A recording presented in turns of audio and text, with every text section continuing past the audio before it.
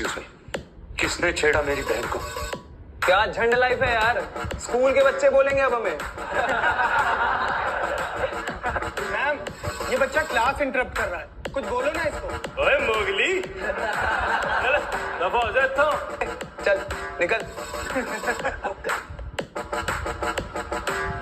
तो यहीं रुकी थी?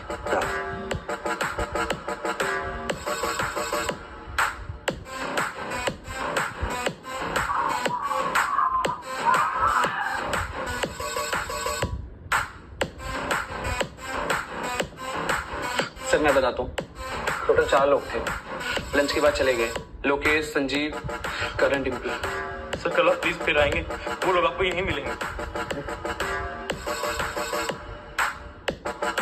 कॉलेज में कल लेकर गया तो तेरा दिमाग खराब हो गया?